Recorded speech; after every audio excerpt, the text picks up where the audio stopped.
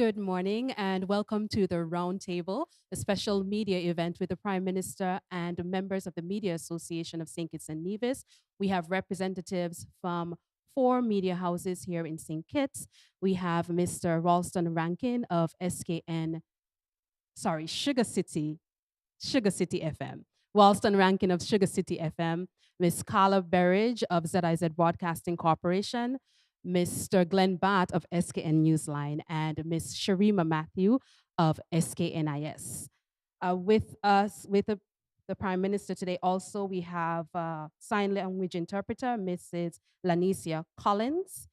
And today we are celebrating Teachers Day, World Teachers Day. So I wish to give a bit of shout out to our teachers, wishing you a happy Teachers Day. And I just trust that you get the recognition and appreciation that you deserve today. Actually, Mrs. Lanicia Collins Williams is also a teacher, so special Teachers Day greetings to you. The Prime Minister will be speaking on a few main topics today, but of course, it's open to the media to ask additional questions of national interest. Today, he'll be speaking on the Independence 40 reset, having a recap on that, the United Nations General Assembly meetings, and the second Caribbean Small Island Developing States high level dialogue on climate change. At this point, I'll hand it over to the Prime Minister, who will deliver his opening statements before opening the floor to the media to engage in conversation. Thank you very much, Madam Press Secretary, Mrs. Adelcia Falance, for the opening remarks. Let me, of course, before I get started, welcome all the participants from the media. It's always good to have a sit down and a discussion on the serious matters that are affecting our Federation, St. Kitts and Nevis, and to keep our people informed. I also want to recognize all of our citizens and residents who are tuning to this roundtable. I want to thank you for sharing your time with us. Let me say a special happy Teachers Day to all teachers here in the Federation, the region, and around the world. Teaching is, of course, a selfless type of profession where more is given than is taken.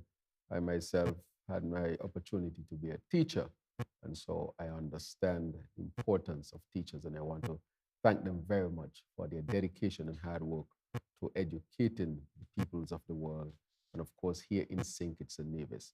To the Minister of Education, those who are in leadership, and all, thank you all very, very, very much.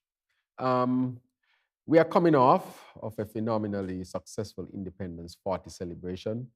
It was, in some people's estimation, mind-blowing and memorable. I'm proud of the work of the Independence Committee, the work that they put in to ensure nationals and residents could enjoy themselves as we honor the land of our birth, St. Kitts and Nevis.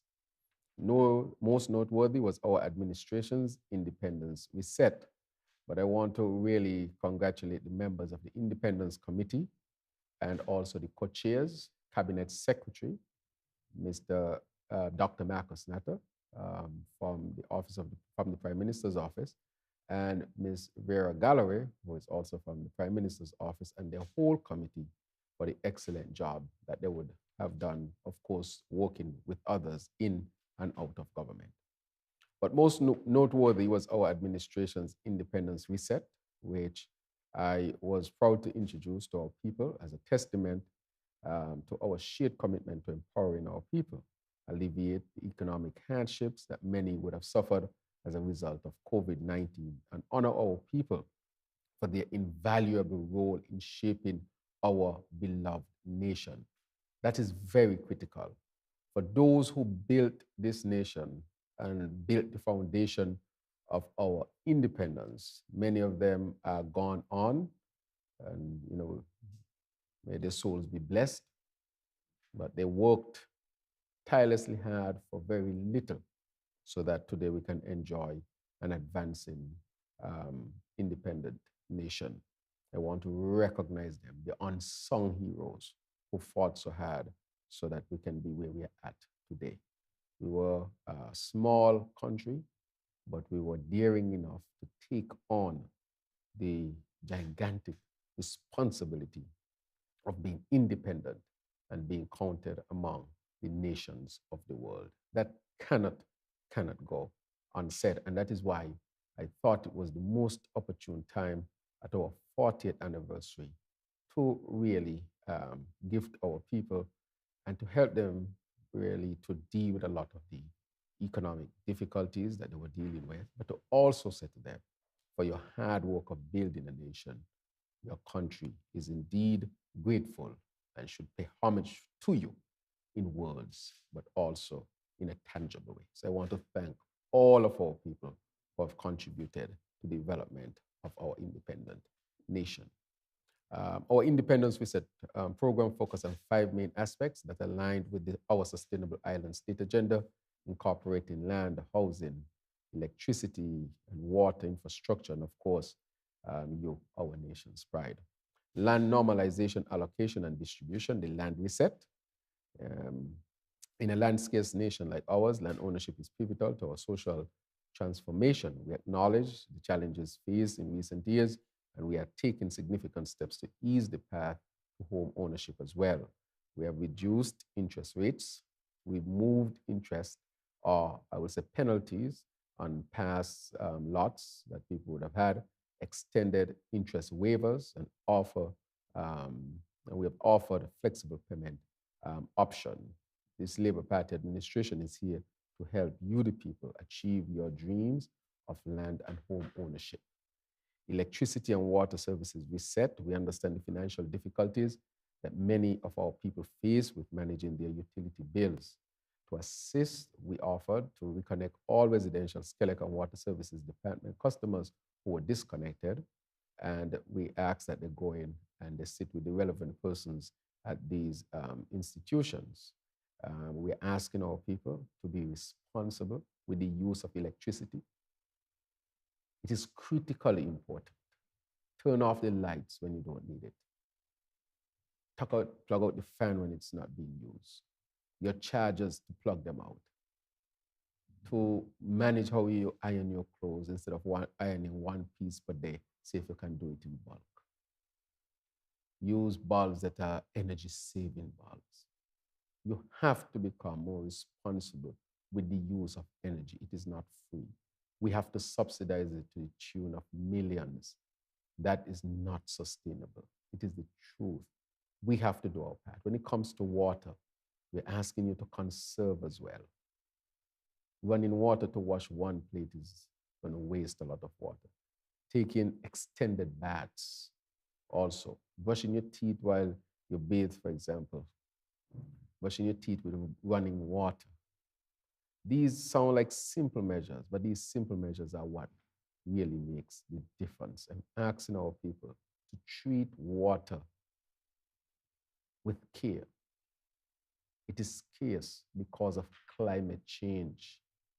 The government is now doing as much as it can to bring resolve, which we will, and we are doing.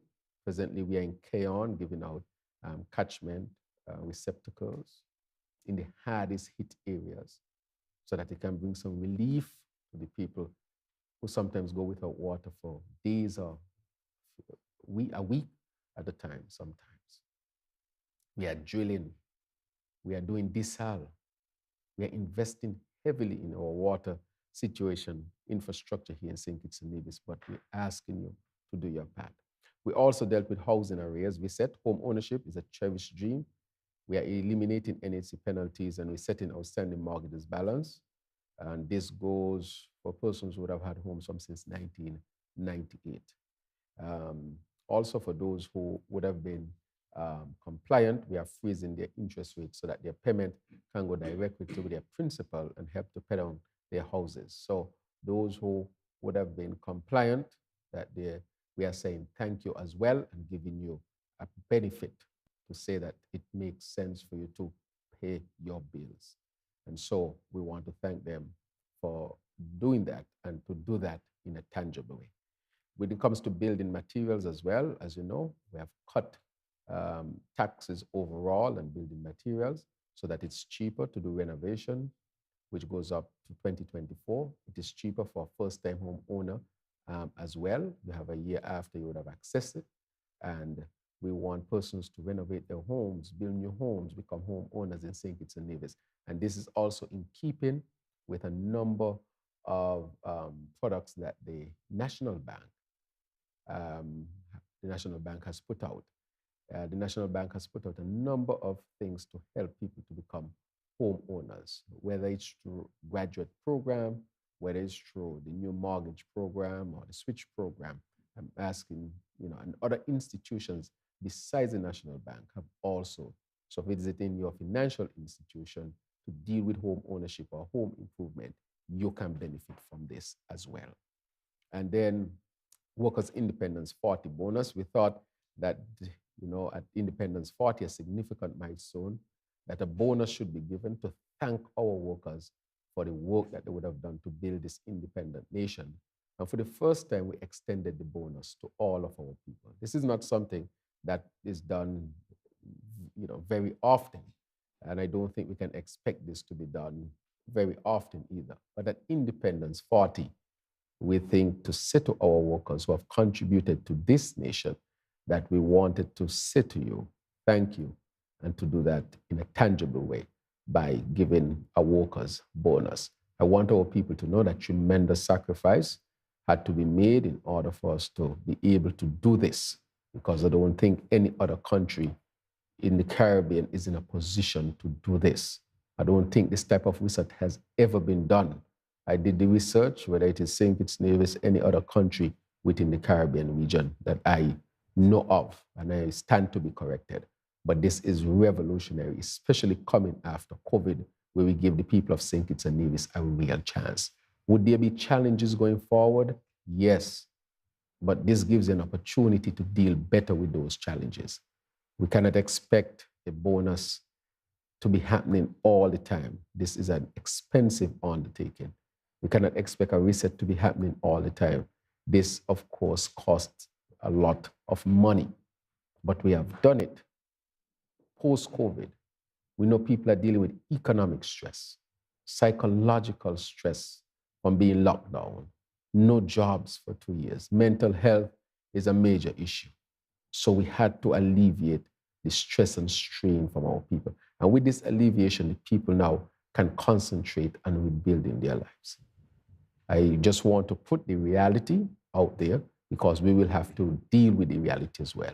But I want the people to know that this government, this administration is working extremely hard to make sure that you are taken care of. I'm sure we all enjoy the Prime Minister's lecture by Ms. Psyche Southwell. Excellent presentation.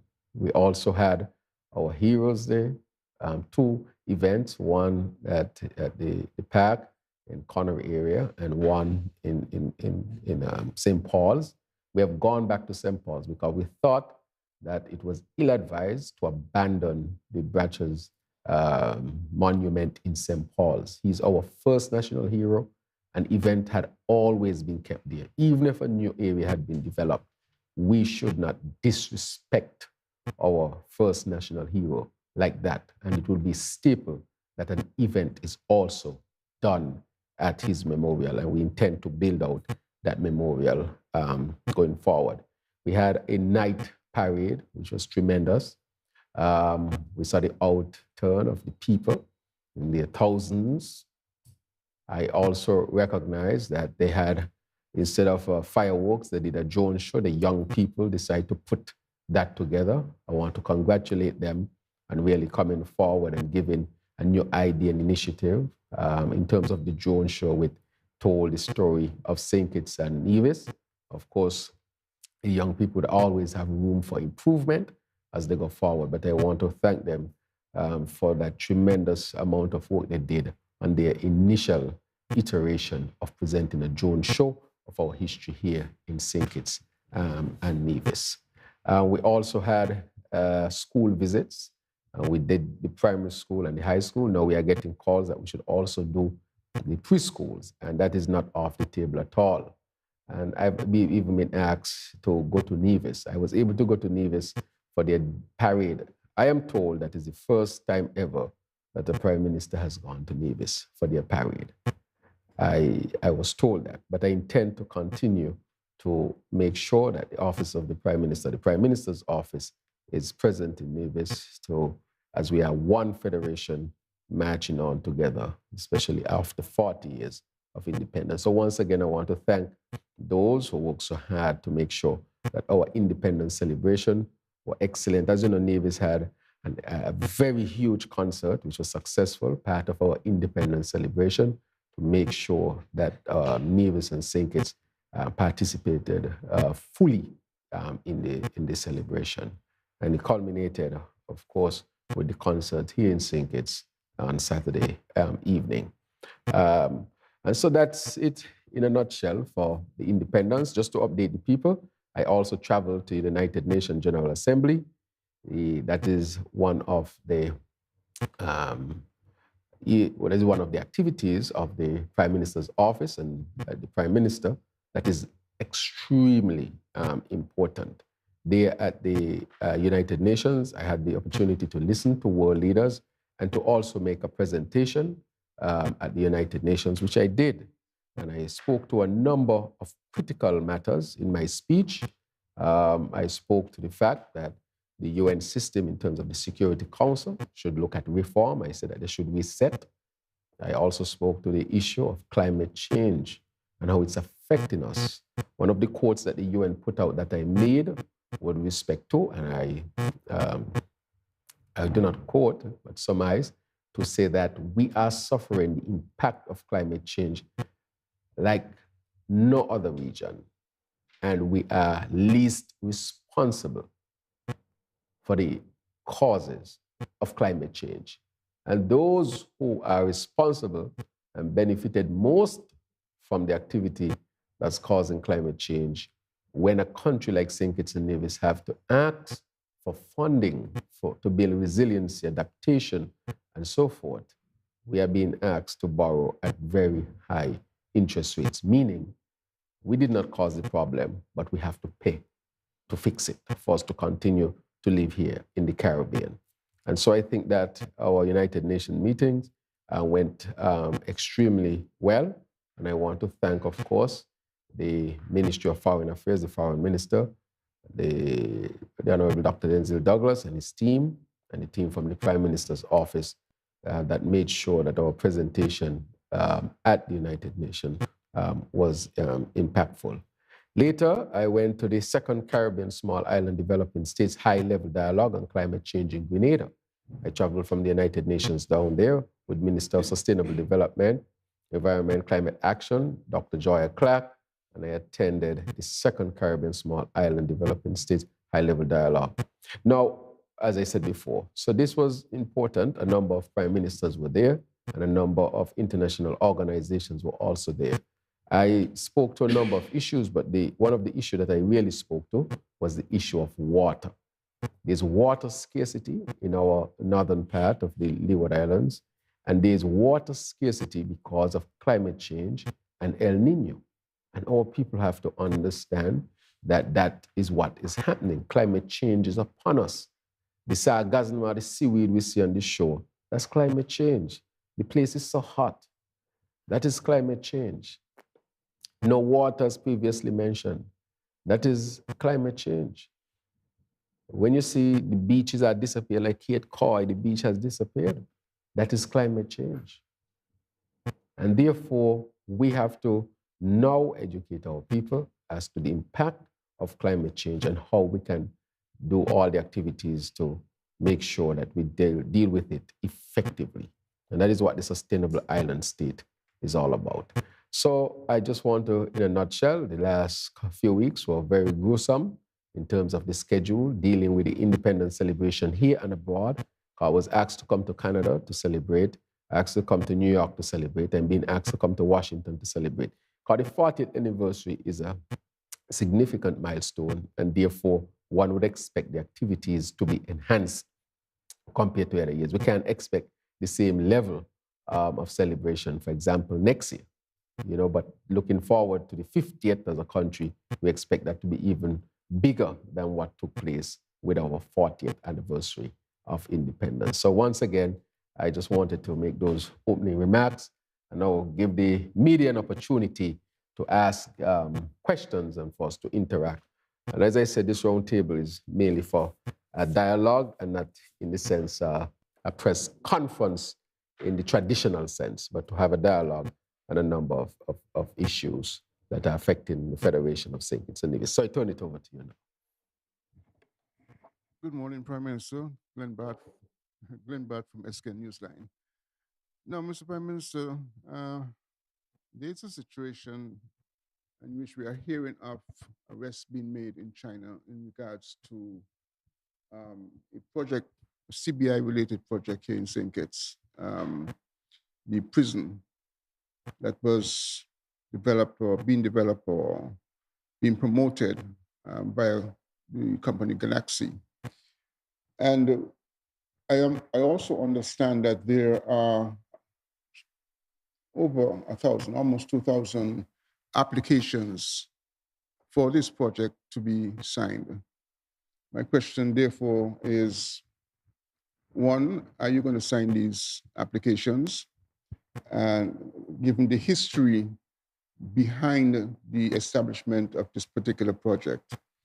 And secondly, what can you tell us about these investigations that are being carried out in relation to CBI projects for St. Kitts? So let me say, Glenn, thanks for the question. As you know, the CBI has been part of our national development.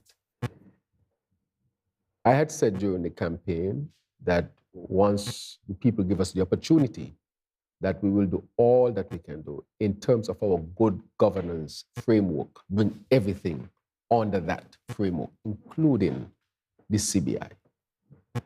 The CBI, as you know, I have gone forward with the team to deal with the regulations and tighten the regulations as tight as possible. I think that St. Kitts and Nevis program has made the most significant changes. People have said to me, why such significant change even before this happened?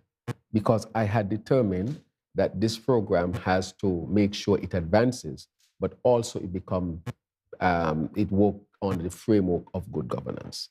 And so therefore, if you look at our regulations, you will recognize that our regulations are probably the most stringent within the region, if you look at them.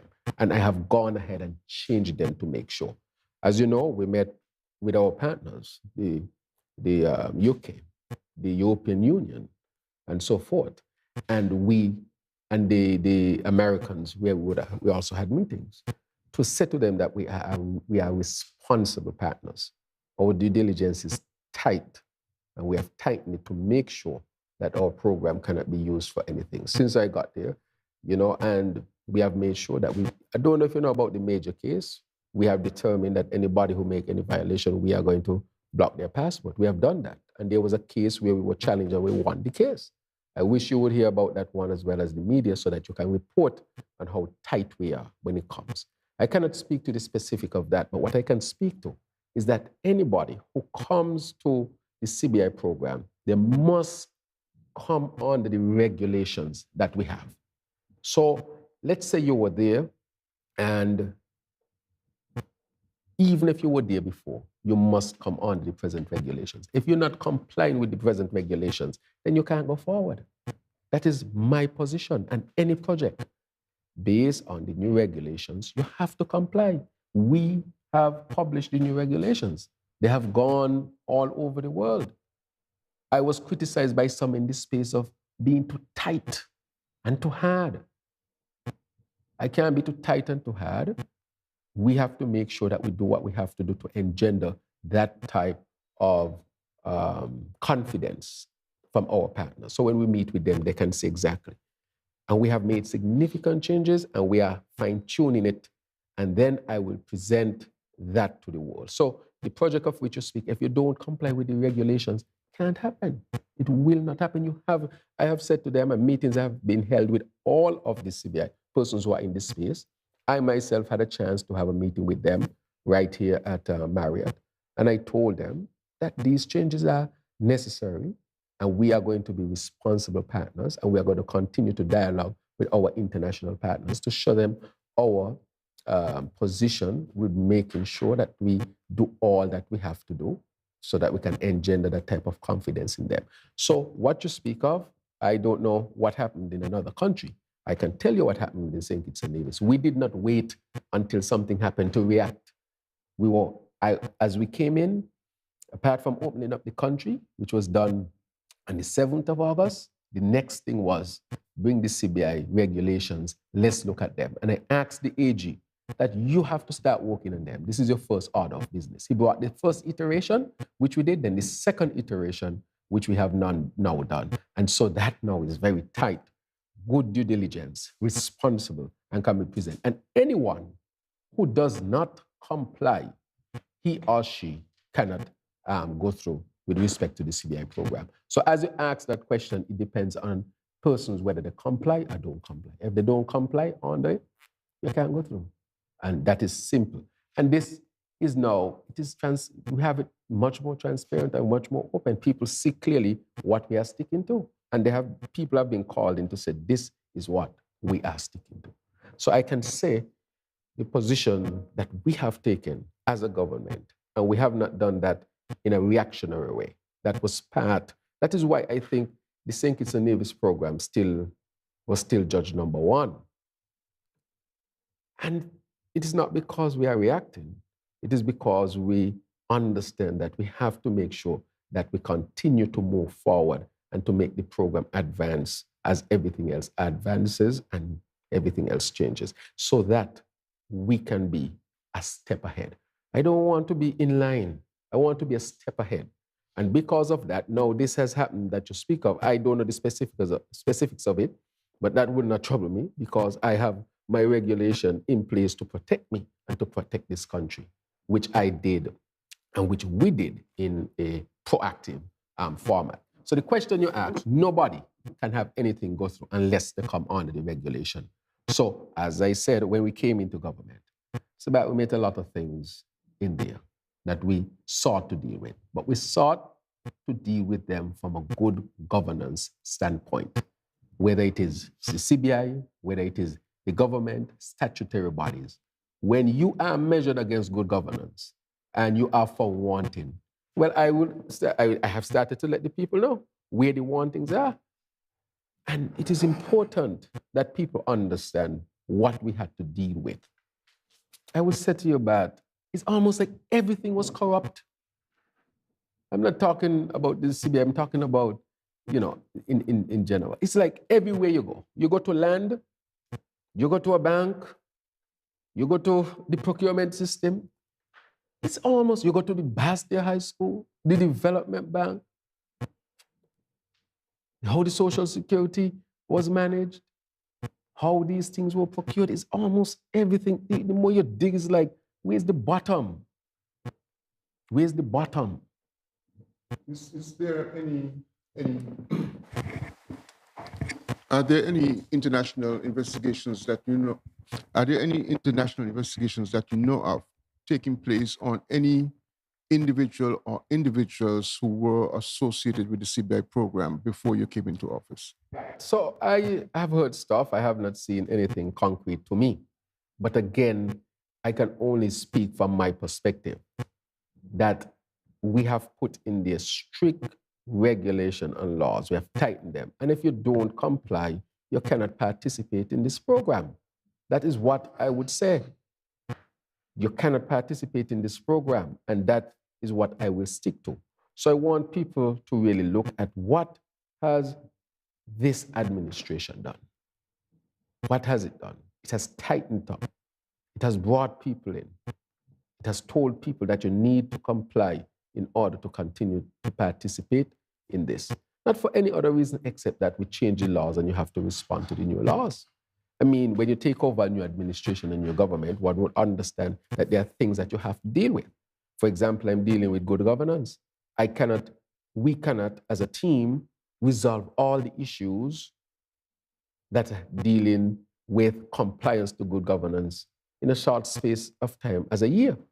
So we put the laws in place, and now we are rolling out the good governance agenda, which I think we would know would take some time to fully implement if we are going to be realistic. It cannot happen overnight. But that was one of the first things that we started to do. You know when people are going to really start to appreciate good governance? As people hear this type of things that can happen, and good governance is a measure to prevent those things from happening, I think people are going to appreciate that. So if there are international investigations and there is information that we can benefit from, we want that information as well. But it has to be credible information as well. Of course, can't be anybody doing anything on the fly, or somebody feel like I should say this or I should say that. An investigation has to go on, because when you make allegations and so forth, you have to make sure that you have proper information. Just like with the development bank, people kept asking, when are you going to talk? I am not irresponsible. I cannot speak about, for example, the development bank unless I have information gathered by a reputable institution, an institution that has the requisite underpinnings to carry out an audit as the type that was done with the development bank. After that is had, scrutinized, proved, looked at, all of these things, and I can come to the people and say, this is what I found. So nobody is going to rush me irresponsibly to give information that cannot be, of course, corroborated. I have to make sure that the information given is solid information. Because as I said, I'm not on a witch hunt. Because people can do things if they're witch hunting. I am not witch hunting. I ask, look at this and present to me the information. And I did not want anybody or any organization from St. Kitts and Nevis or within the region who might have a bias to do it. You have no political affiliation in St. Kitts and Nevis, either directly or indirectly. Look at the books of this institution. And based on your own ethical standards and high standards, tell us what you have found. After that comes, we have to look at it and make sure that we have all the T's crossed and all the I's dotted, so that we're not witch hunting. So as you speak about international investigation and so forth, I would say that this has to be done credibly, and it has to be done in a way, because when people come with information and your information is not credible for one, or it's motivated by the wrong reasons that can upend what you are seeking to do, and you really don't want to tarnish people's name, reputations, and so forth, unless you are standing on good ground. Otherwise, you put yourself at serious risk. So I would say that if there are international investigations that are carried out by reputable organizations for the right reasons and so forth, and of course, we will welcome that information, because as I told you, when we deactivate people's passport, we get that information from reputable organization that we are connected to, and we immediately act. And we went to court and we won the case to tell people you cannot use your opportunity to have a St. Kitts and Nevis passport for nefarious reasons. We will act, and we have the necessary legislation and the necessary backing from the legal side to make sure. And that was a major case. And I'm going to ask that we put it out so people can see that St. Kitts and Nevis is serious when it comes to that. So I can't say that anybody has informed me credibly of any information, and I meet with my partners all the time. However, if information surfaces that we should have, we are going to act on it, whether it's this person or that person. If you committed anything that we can now see, then we will act with respect to that. So even with the CBI program that has come under the good governance, and people associated with it also have to declare, the October 31st is the end date for us to declare our assets and so forth with the Integrity Commission and so forth. So I look forward. I've started the process, and I, of course, will complete the process before that, and all the members on this side of our administration will do that as well. If people in a certain position don't feel comfortable doing that, then they would have to say, look, I resign my position and move on. I can assist in other ways that does not, cause me to do that, which means you might have less of a connection. And that is fine. People must know, if I'm holding a particular position, this is the type of scrutiny that I must go under, and we are rolling that out. First time in St. Kitts and Nevis. That had been promised since 2015 by the previous administration. We got there in 2022 and not done. We put that in less than a year. We are, of course, giving our information so that good governance can start to take root in St. Kitts and Nevis. Honorable Prime Minister Ralston Rankin from Sugar City FM. Before I go into my question, I must say that my issues or questions that I bring to you, whether via the press conference or this round table, and I must say we do appreciate you taking the time, to do this on your busy schedule. My questions do come from the persons in the streets and the community and so forth. Come from them. If you have a specific matter, I would like you to touch base with our cabinet secretary so that that person who you bring the question for can have their matter. Oh, no, it's not an individual. Oh. No. That's one thing. Yes, I don't bring individual questions. Right. Is the case? Yes, for them to have redress. Yeah. Mm-hmm. We have put back the ombudsman in place as part of the good governance structure. So you can go to the ombudsman now. He's in place since we got into office, and he can be accessed, or the office can be accessed. I'm sure persons listening would be appreciative of that persons information. are accessing. Okay. Yeah. All right. On that being said, one of the things that I tend to,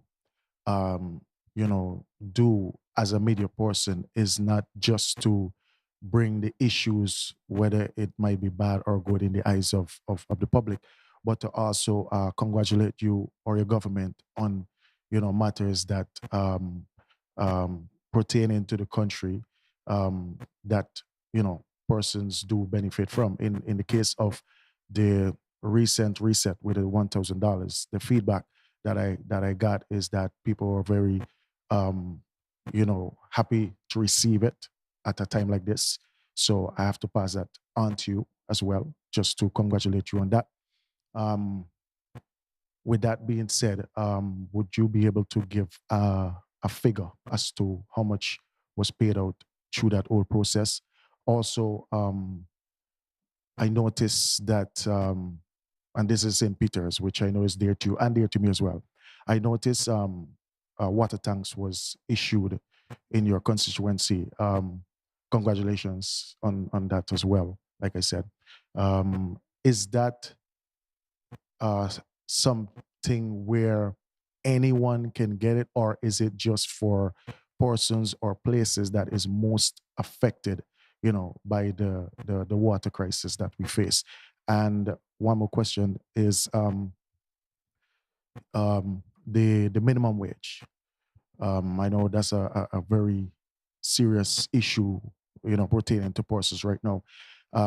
It's been over a year. Would you be able to at least say if the committee has reached a position whereby they might have a figure or figures between an average of what they might be looking at for persons to get that increase in the minimum wage?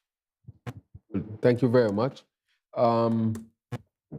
With respect to the payout, we're going to get the final numbers, but I know a double salary normally could cost government $30-something million. I can say that.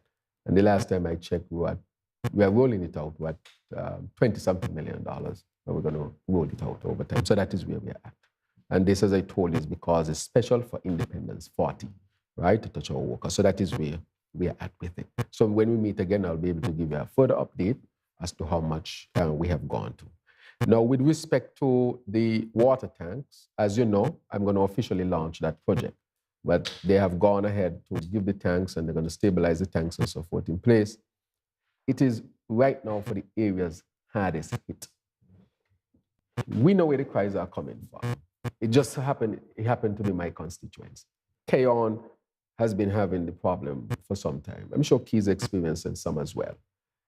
But Keyon and the upper part of Upper Monkey Hill, in Stapleton and so forth, because how the system is set up, the water comes down and it's pumped back up. So it means, therefore, those who are higher up are least likely to receive water if there's a shortage of water. So that is what has happened in Keyon and the environs and in St. Peter's. So we are going to those areas. And why we are doing that? We are going there to give them a large receptacle that can hold multiple gallons of water, so that when we fill them up, they would have water for at least a week. That is what we are hoping for. So the water truck does not have to go through, and they are out of water because they have these small buckets. We estimated for those persons who need it most, economically, financially, they're a big constraint at this time. And so the government had gone ahead to do a project to really supply them. So it's really for those who are hardest hit, which is the parts in Keyon and in Upper St. Peters. So those are who are getting it. So we don't care which political party you support, whether it's PAM, Labour, whoever. Once you're in those hard hit areas, you will get a water tank. Initially to be used as a storage receptacle. So you don't have to be wanting the water truck every 2 seconds. If water gone for 2-3 days, you have no water at all. So we want to eliminate that. So we have the water trucks that will be able to supply them, the fire truck that can do non-potable water, or the water truck, which is a more potable type of water. So that is to answer your question. So the hardest hit areas are those we're going to address. Why we think so? Right now in Keyon, we have discovered the largest well of underground water ever in St. Kitts and Nevis. The single largest ever was found.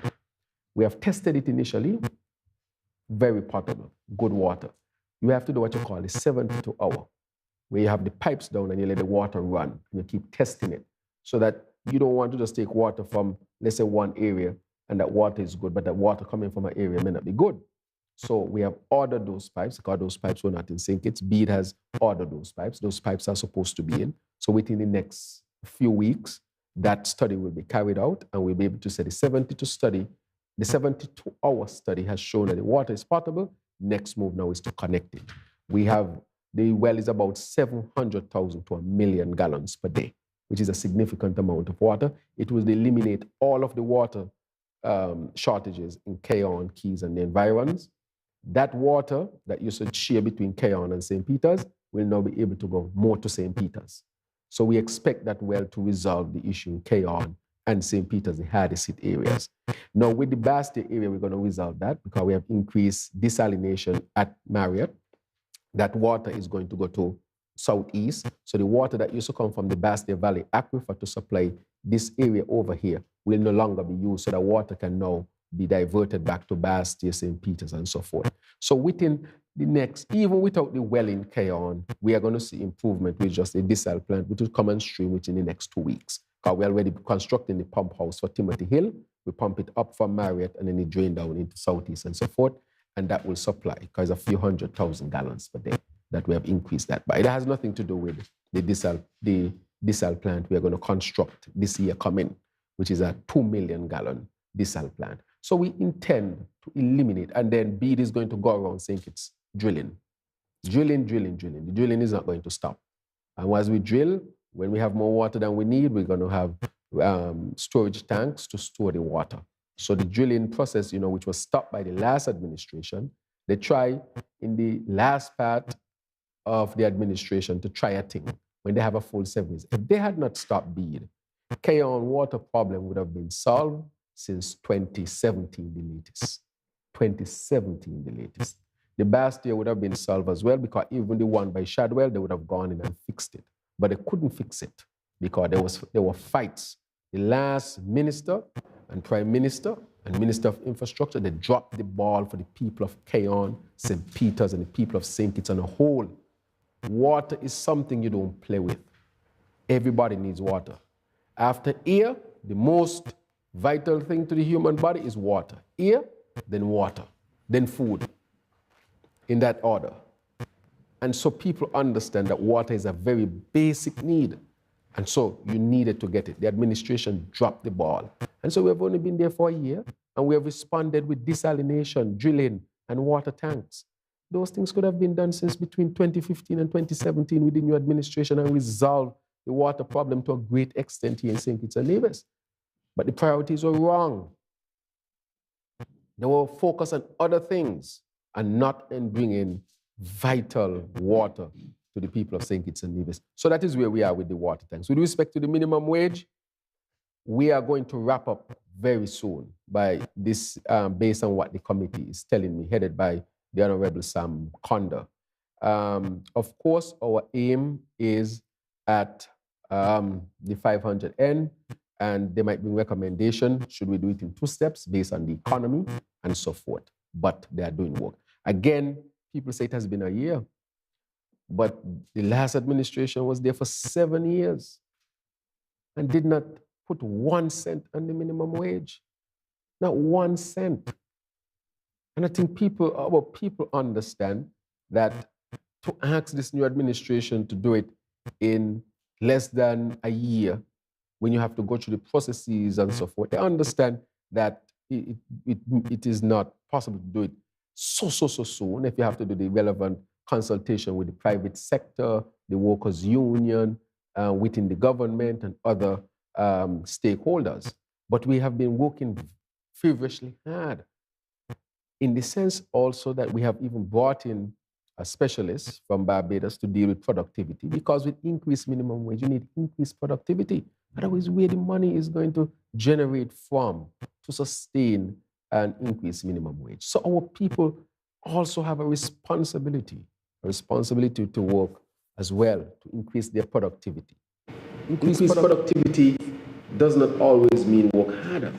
It just means that whatever we do, we are more efficient at it. For example, I can tell you, using IT, information technology, can resolve a number of critical matters things that could have taken 5 hours can now take you an hour. That is working, that is what? Increasing productivity. Increased training can increase productivity. So we are asking our people really that we will need them in all of this. That while we work to reset and give you a bonus and give you a minimum wage, the government cannot function if we don't increase productivity. It is important that we do to do that as well. But you wanted a number. I cannot say I can give you a number today, Rankin, and I don't want to even act like I'm going around the bush. They are really finalizing the number between the private sector and the government. They're really finalizing how they're going to roll out this.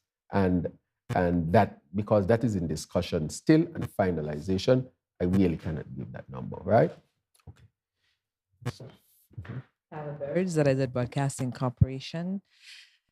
Mr. Prime Minister, taking you back to the UN General Assembly, reports indicate that the Sustainable Development Goals will not be reached in the 2030 schedule that they are trying to have it by. It's being said that probably 2080, 2090.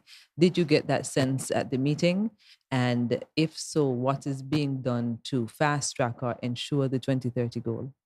Right. That's a very good question, because what we have recognized, the issue is really funding.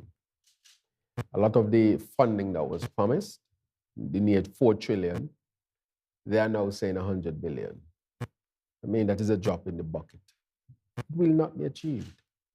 And it is sad because it puts us here in the Caribbean at serious risk. If we get 2 back-to-back Category 5 hurricanes, we're almost out of this season, thank God.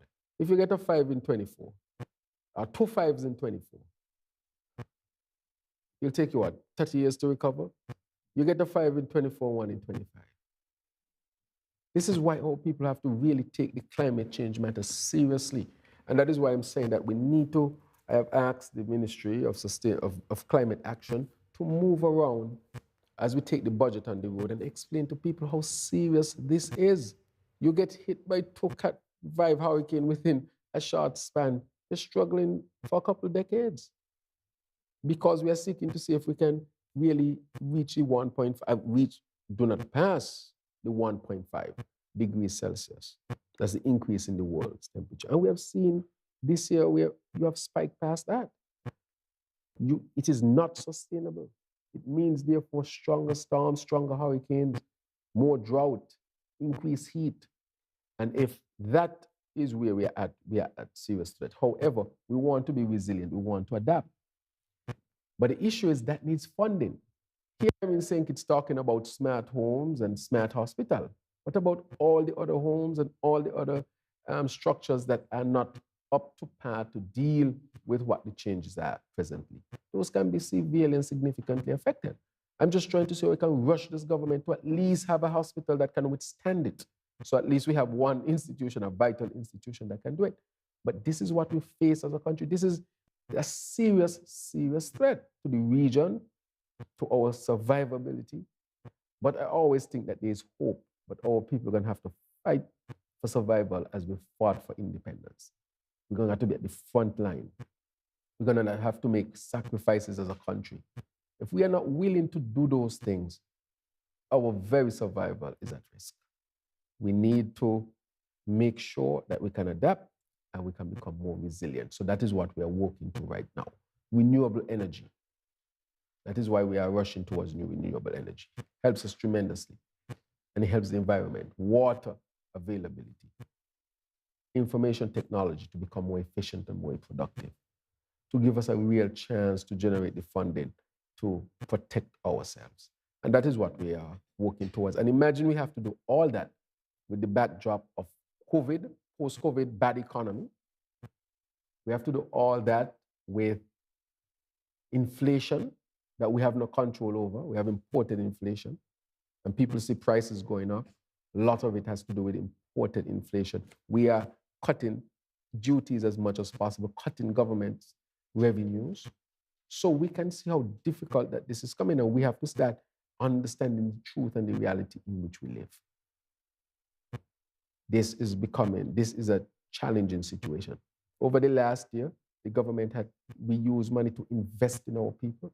Because if we did not invest in our people would be in such a bad situation. It doesn't even give them the space to concentrate on nation building. When you have a mother at home and the electricity bill is so high and they cut off the electricity, you can't talk to her about climate change.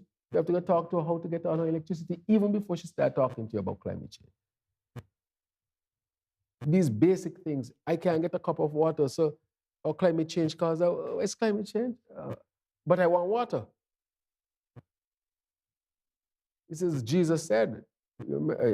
I went to Miss Morton Sunday School and I learned a story that Jesus wanted to preach to people, but he said the people hungry. So how can you tell a man about higher things of God and heaven? And the man said, but I'm hungry. And Jesus said, feed the people first, and then we can have a conversation. It's critically important. People see their basic needs because that's how human psychology is set up. But it takes a lot of education to get people to the next step, but we have to make sure we take care of the basic needs as much as possible. Water, energy, food. Now internet is one of them, not the internet, but IT solutions, technology, transportation, housing. People are looking at their basic needs, how can I have these fulfilled? But when that is fulfilled, then we can answer the broader question of climate change and how that is impacting us and how as a nation we can work together. That is why we are coming with the framework, the Sustainable Island State. It gives us an opportunity, a framework in which all of us can work and see ourselves working in order to make sure that we continue to exist as St. Kitts and Nevis. This is a real threat. 2 Cat 5 hurricanes back to back, whether in the same season, which is going to be possible if we pass 1.5, this can become the reality. Or 2 seasons consecutively. And we will see how challenging it would be to recover. Because all the time you're trying to recover, you still have to adapt and be resilient. So just to maintain what is considered to be normal. On top of that, you have to fund adaptation and resilience and so forth. Where is that funding going to come from? And that is why I say, to ask the case, that is why countries cannot achieve it, because it is too expensive and those who benefit most are not contributing. But in the end, all of us will be affected. Somewhere, somehow, the message has to get across. Maybe the people of the world need to stand up and say, look, we cannot accept this. There's enough resources. There are enough resources in the world for us to deal with climate change. What is blocking it is the politics, geopolitics, and it's putting all of us at risk. At least when it came to nuclear weapon, we reached the conclusion that if you use it and I use it, we kill each other. Why is it we're not reaching the conclusion that if you don't cut your emissions and you don't cut yours, all of us will suffer in the end. So I'm saying that it is a sad situation. We should have been further along. And it's not due to the lack of resources. It's due to the lack of political will. That is the number one thing that is holding back all of this. Good afternoon, Prime Minister Sherma Matthew, SKNIS. On Yesterday's edition of In Focus, the Eastern Caribbean Central Bank Governor Timothy Antoine mentioned that the bank is organizing a youth symposium which will tackle several topics, including crime. He emphasized the detrimental effects crime can have on both national and regional progress. Following the regional symposium on crime and violence as a public health issue held in April in Trinidad, what strategic measures have been put into action on both the regional and national levels? So a number of things have been done on the international level, on the regional level, especially collaborating with our partners, the Americans, for example, the Canadians, and and Great Britain, and even strengthening the RSS and so forth. So we have strengthened the RSS so that it can respond. And a number of our officers recently had a course that they were successful with the RSS. We have also seen the setting up of regional vetting centers to help to strengthen our national security apparatus, and that will help us tremendously. That vetting center will make sure that we have the right people in the right places to do it. Not only that, we have seen investments in a boat to manage our waters. We have also seen investments in a radar system to detect anything that is coming into our waters. Why is that important? Most of the guns, the small arms that come into the region, and this is a regional problem, that is what's happening in Haiti, but at the extreme end. But in all of our islands, we have become transshipment points for drugs up to the north because we don't consume a lot of those drugs. And with that drug, guns. And we saw a rise in that during COVID, and especially post-COVID, in all of the countries across the region. So this is a regional issue, and that is why we had the regional symposium. So from a regional standpoint, we are collaborating more. The RSS has stepped up, and our regional partners have been investing more to help us to deal with this matter. On the local front, we have started to put in place our own framework of a committee to deal with crime from a public health perspective. We have revamped to some extent, not to some extent, we have revamped the alternative lifestyle program, or as they used to call it, the peace program, to do what you call the Elevate program, and to make it and we have invested heavily in national security in a number of different agencies within national security. So we have boosted up our national security apparatus by making sure we invest in more resources, some of which I wouldn't speak about specifically, but to say we have increased our resources. We have brought on more experts to help us, especially to set up the necessary infrastructure that we will need to deal with this. But apart from that, we have also gone out to make sure that in the broader sense of social services, that we have expanded that and extended that so that we create a wholesome environment and an environment that is not more prone to create gang members and so forth. So we have invested heavily in that. But in terms of crime and from a public health perspective, we are going to specifically set up that. We won't be the first in the Caribbean to set up that, because that is a comprehensive approach. We know that crime has a solution. The solution has been studied by the World Bank. They studied it extensively, and they had put out a number of specific recommendations, a number of which we have already in St. Kitts and Nevis, and a number of which we will all adopt here so that we can continue to deal with the issue. The issue was dealt with, and we all know that program had become very corrupt. As one of the ACPs said, that the monies from that were used to invest in more machinery in terms of guns and so forth. So that was, of course, creating a worse problem to explode at some point. If you look at countries that employ that type of stuff, you see where those countries ended up. El Salvador, Belize, Trinidad and Tobago, Jamaica. Just look at the countries that that did this, what we were doing.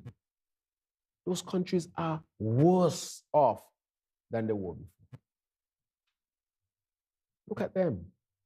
And because they did that, it became culture. Because we, the government, could have stepped in to deal with its own program. It handed over the programs. And so that culture has been created. And we can't afford that in St. Kitts and Nevis. And that is why we are investing in our young people, in our people in general. That is why we have stepped up the national security apparatus. Would it be resolved overnight? No. But I think people are coming to understand there's a great sense that there is a fervent effort to deal with this in a particular way that will be really resolving the issue and will be also be sustainable and will not put us in the long run in worst situations, just like what those other countries went through. They thought at some point, okay, no structure, no organization, just pay. And then they end up with a situation and ask themselves, well, how we ended up here? Well, you ended up here because look at what you did. I know you had a difficult situation, but you didn't call to make the situation worse because you wanted a quick fix to the matter. It is a hard and difficult situation, even for this administration. But we are going to do all that we have to do to deal with this matter so that St. Kitts and Nevis can have a long-term sustainable solution to this ingrained matter. That is why we are bringing on so much programs for our young people. That is why we are investing in sports, the creative economy, the orange economy. That is why we are investing so heavily in education, preschool, increase so mothers can send their children to preschool and have the early intervention, which is one of the most effective ways to prevent crimes in the future and prevent people from becoming gang members. Primary school, we have invested more. College, we have invested more. One-to-one laptop program is to be launched soon. So we have invested even significantly in education. We're investing in health, investing in the orange economy and creative economy to give our people real opportunities and to create an environment where somebody can choose positivity over negativity. And on top of all of that, creating that wholesome environment, the next step now would be creating a national security apparatus to deal with the issues. And I'm sure even though we had issues, people were asking, well, the police responded quickly. They've caught all these guys who were involved in these robberies in quick order. Pick up these people, you see these things happening. So it means, therefore, that the police is stepping up, the national security apparatus is stepping up. You know what? We have introduced something called a fusion center. I think maybe, I don't know if this is the first time I'm saying it. We have a fusion center that deals with technology and AI. That's all I'm going to say about it. As the 2024 budget presentation draws near, and given the administration's focus on transforming St. Kitts and Nevis into a sustainable island state agenda, how will this year's budget presentation distinguish itself from previous years?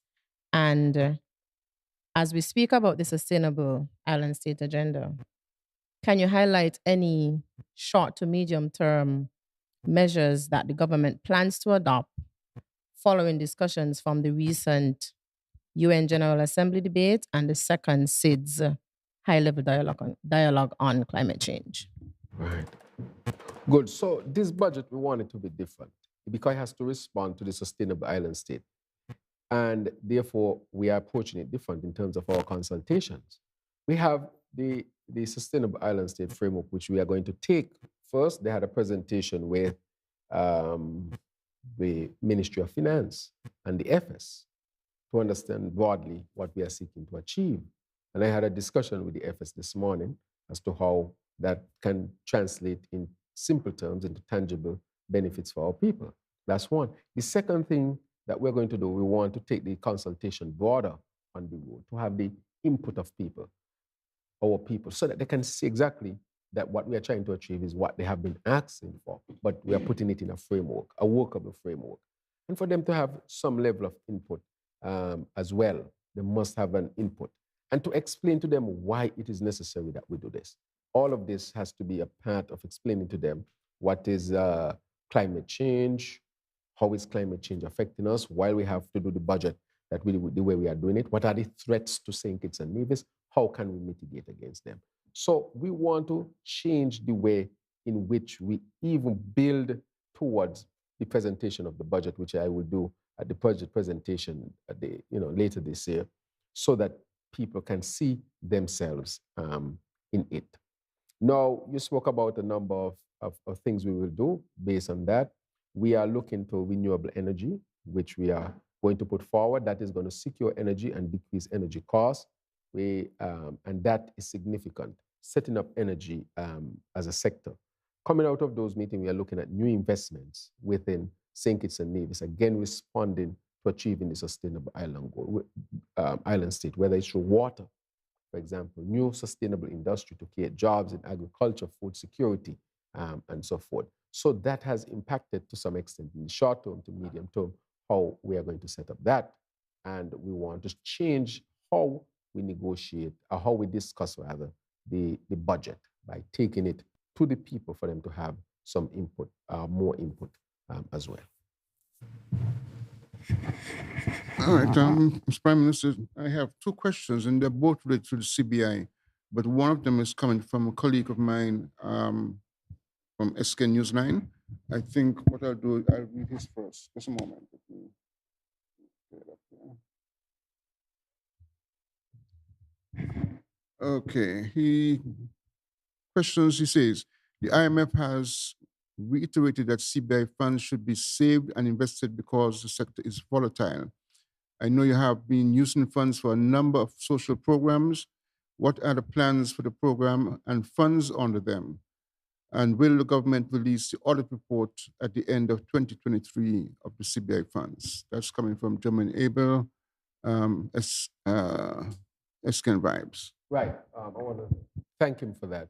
And the question that he has asked, remember that I've always said that CBI has contributed significantly to our development, and we really appreciate that. However, I said that we should set up an economy that is more diversified. And so going into the next year, we are looking at a number of sectors and investments that would help to generate economic activity and help to wean us off of the high dependence on the CBI. We have decreased it since we have gotten there, but we need more activity to make sure. In the post-COVID, we saw some difficulty because the economies were coming back.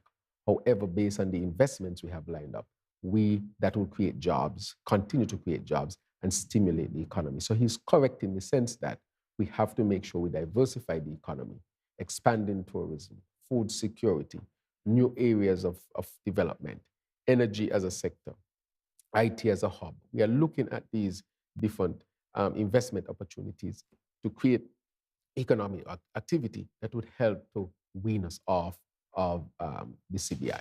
And I've said that from the beginning, and I will continue to say that, and we'll continue to work towards that.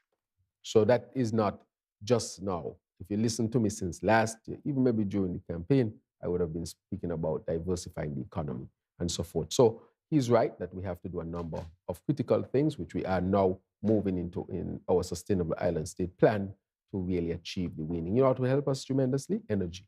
If we were to get sustainable, if we were to get energy, renewable energy, which is cheaper and sustainable, that would help us tremendously in terms of cost saving to our people, to the government, so that those resources can now be used in something else and help us to wean down our dependence on the CBI. The other CBI-related question that I have now relates to a company called CS Global. From what I understand, it has an exclusive deal with St. Kitts and Nevis, with the St. Kitts and Nevis government since 2013, and could be making as much as $5,000 to over $10,000 per application. The question is therefore, with almost, let's assume that the Galaxy project is able to meet the criteria that you now set, probably close to 2,000 applications or whatever. We are saying that this company is going to be making millions upon millions of dollars off of this single project alone. And it is taxpayers' money that's going to go to pay this company. Right, I wouldn't. But right, money that is right. from the program. Remember how the program is set up is a non-taxable sector. So it's not, I just, just semantics. Right. So the question is then, would your government continue this deal with this particular company? Because some people feel it has been exorbitant to the extreme to be making this kind of money. So let me say again, we got there and certain, I would say contracts were in place, legally bound, of course, right?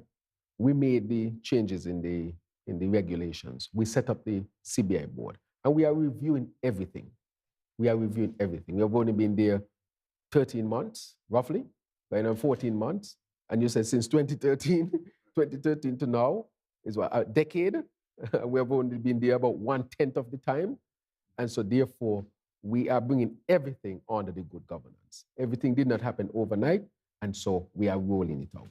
So wherever we find, as we do our plans and checks where there are issues, we are going to deal with them. And we are willing to deal with them because and you have been in the CBI space, that people rose up and started to criticize a lot of the changes that we were making, or the changes that we are making.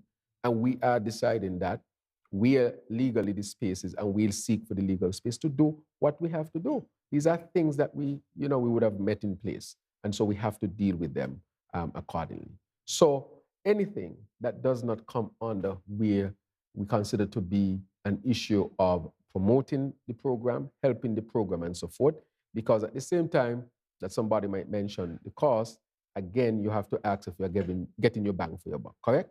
Let's say this is a Koi hotel, and it costs Koi $1 million to market Koi, and somebody else offer you $10,000.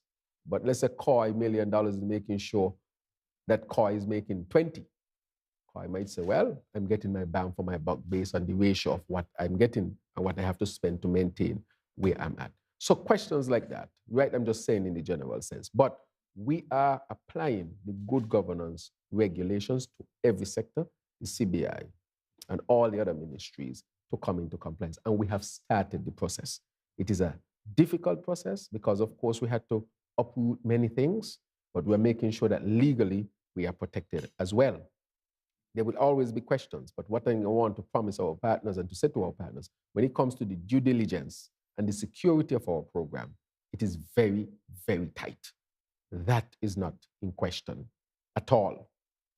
This is our national product, and we are the people, and we, the government who represent, the administration who represent the people here, we will make sure that we do what we have to do under the good governance agenda. A lot of these questions I know weren't being asked before. I listened carefully, and a lot of these questions weren't being asked. And then when they were asked, they were treated like, I remember when they were asked, the prison project was asked about in the last administration. Well, in the people money, so it's the people product. They have to know. You have to give them a reasonable answer. You just can't brush it off like that. And so what I would say, all of them would come under the good governance. As you see our regulations, as time roll out, you will see the changes. You will see the changes that are taking place to strengthen our program. So your question is a very good question. And the question that you asked is an excellent question as well. I would say that our program is recognized as number one, even with the tough changes that we have. And those, because we think that you can have tough laws, responsible laws, be a program that engenders the confidence of your partners, and at the same time, be a financially stable program of, I will say, a finance-generating program. The two can go hand in hand, and we are proving it. So your question again, that is a very important question. Mr. Prime Minister, the Federation's youth, they have a voice and they're being given seats at many tables these days. In terms of climate change, what insight can you give us into the role that the young people the role of the young people in the government's work toward alleviating climate change? Right. So the effects and impact of climate change, that is a very good question, that the young people are playing a good part. What we have done, for example, even at the ministry that deals with climate action, one, we have changed it to climate action. You have a fairly young minister there, in the person of Minister Joy Clark, Dr. Joy Clark. And with that, she has brought on a cadre of young people. Not only that, just recently we gave out some scholarships to young people who will be studying in the realm of climate change, resilience, adaptation, that space of environment, which of course brings young people with the requisite training to be at the table to make decisions as to the way forward. But we want young people to also participate at the granular level. For example, let's say we want to change to solar system. Do you know that right now we are setting up at the college possibly the largest solar panel technician course in the OECS? That's young people who will be trained in how to deal with the installation of solar panels, their repairs, their replacement, and so forth.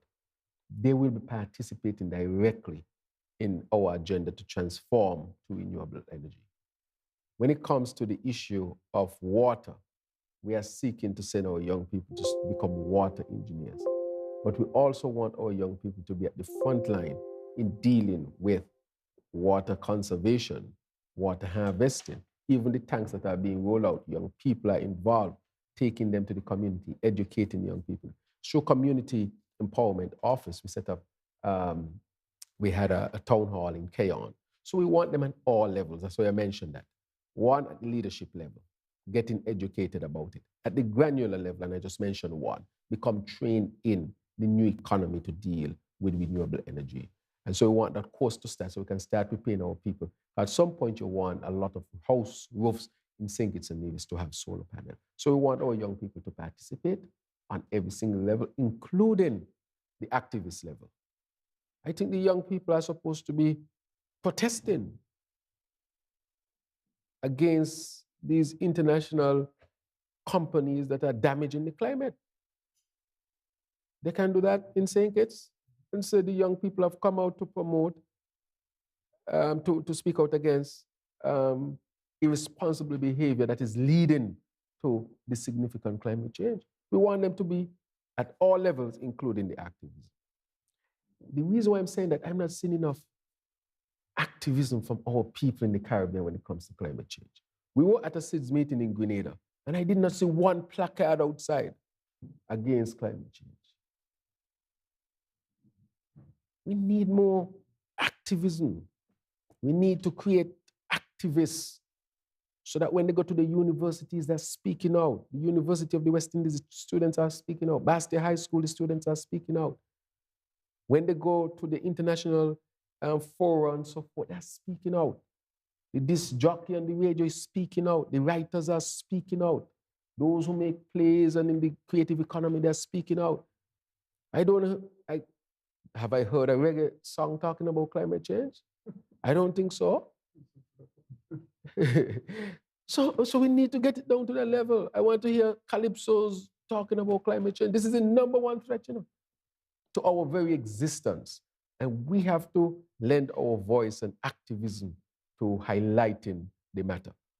So young people should get involved there as well, using the technology that they know how. Send around WhatsApp instead of sending around things that, that are not wholesome. Send around something to educate people on climate change. Put it in all kind of fancy ways that you know how it would spread the word around the world and so forth. So we need that activism as well. But I would say that we have our young people, every level, orange economy, environment, to participate in the economy. We just launched a small grant program for small businesses, and those small businesses that we did 40 for 40. We want a number of them to deal with the climate change issue. How can you bring a resolution? For example, the water tank. That idea was brought to me by Mr. Ashley Allers. He said, look, the people ain't got no water. Why you don't think about getting them water tanks? In the previous administration, people got garbage bins. So if the government can give garbage bins, which is not a need, it's not a need.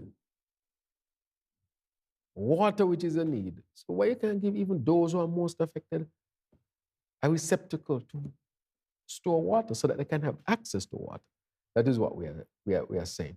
But to go back and to that core question, yes, we want our young people to be, and we are encouraging them to participate at every level with this climate change issue.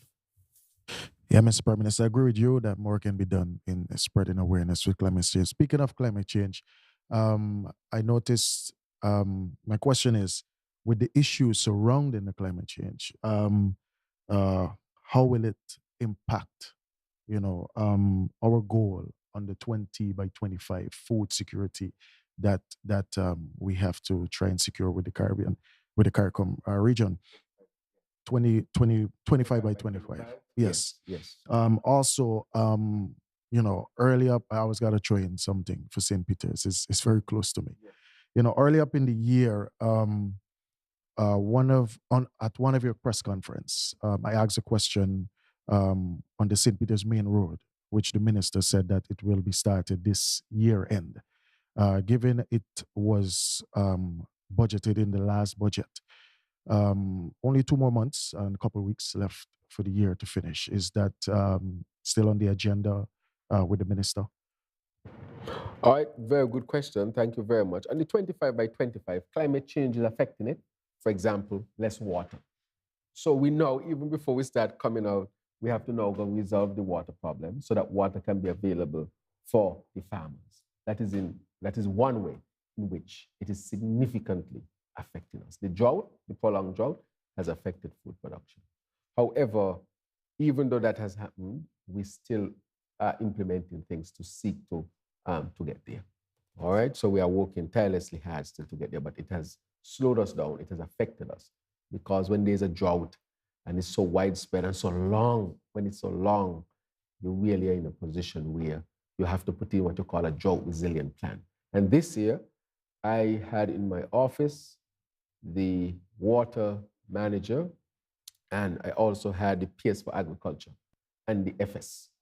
And so we came up with a drought-resistant plan for agriculture, where we put in a supplementary budget of over $1 million, which included a water truck and other measures that you can take, that you can do to grow more food.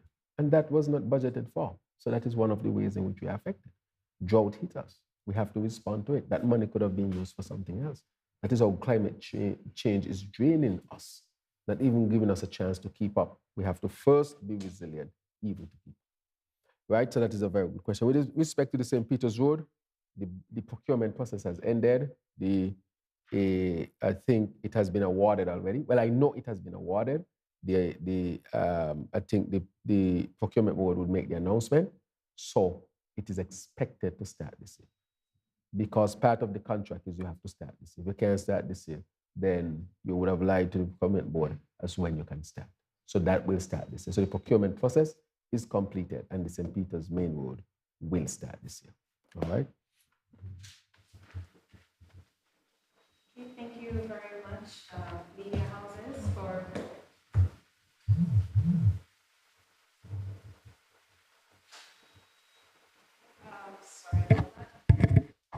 Sorry about that technical difficulties. Thank you to the media houses for coming out and engaging with the Prime Minister on this very important matter.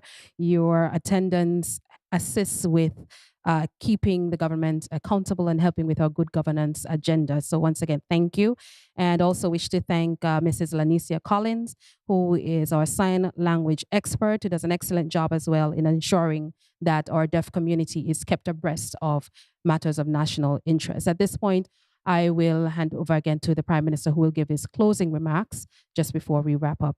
Right. Thank you very much again, Press Secretary. I'll just wrap up by saying that I want to thank the Cabinet of Ministers, the whole team. I want to thank the civil servants and all those who have worked tirelessly hard for the Independence 40. The reset itself as a package, the team worked extremely hard. The team that was elected by the people just over a year ago worked extremely hard to bring this forward to the people. This, of course, is not cheap. It is expensive. We took money from our savings to pay for it. But we thought that it would be good to give the people a real opportunity to move forward after 2 years of being debt-laden and the issues of COVID. I'm saying to our people that this type of action is a once-in-a-generation action, maybe, because it's the first time this has been done in St. Kitts and Nevis and possibly the whole of the Caribbean. I'm saying let us take the opportunity to build and go forward. Let us be more productive in whatever we do. But I want to thank the people of St. Kitts and Nevis for their hard work. The year coming can present its own challenges. There are threats. Threats if there's a recession. Threat if there's a major hurricane. Threat to any of our sectors here in St. Kitts and Nevis. And so we have to seek to work to protect our sectors and to make us more resilient by diversifying our economy as we go forward. But I want our people to know that this was not an easy undertaking and it cost the government money, but our people are in a better stead to move forward. I want to say that good governance is at the center of what we do. Good governance across the CBI. And I appreciate the questions asked with respect to the CBI, and to say that our due diligence and security parameters are some of the strongest that you will find. And we have one in court showing our seriousness to make sure that we are a responsible country. And so our partners understand that as well. There are questions surrounding the CBI which I inherited. And under the good governance, we will deal with them. Everything cannot be dealt with overnight, but we have dealt with the critical parameters as quickly as we could have. The issues, of course, will continue to surface, and we'll continue to deal with them proactively, not wait until something happens to deal with them. That is why we are ahead of the curve when it comes to issues of the CBI. So if persons talk about this company on the investigation or that, the other, we have already beaten them because we have tightened our belt. And we'll continue to look at ways of making sure we create the best product as we are just adjudged to have at this particular time. And so I want the people to know that I am never on a witch hunt. And I hope persons out there are not on a witch hunt, but to make sure that what they do is responsible. And so we will continue to be responsible here. Good governance will apply to all. And those who wish not to comply, they have a choice, and it doesn't mean anything bad. Some people might say, well, I can't accept that position because of whatever, and that is fine as well. But in this administration, good governance will be a centerpiece of it. And so I want to say, finally, as I wrap up, that as we build towards a sustainable island state, let's all get on board to make sure that we make St. Kitts and Nevis the best country that we can have. Thank you very much. Hope you had an excellent independence celebration.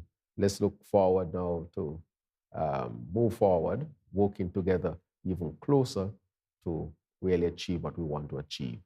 Thank you very, very much. And I must update the people that as part of the independence celebration, I have been invited by our nationals in Washington, D.C. to participate again in their celebration of Independence 40. And as I promised them that for Independence 40, I will celebrate both here in St. Kitts and Nevis and with our nationals in the diaspora, because they are a fundamental part of our national advancement and development as well.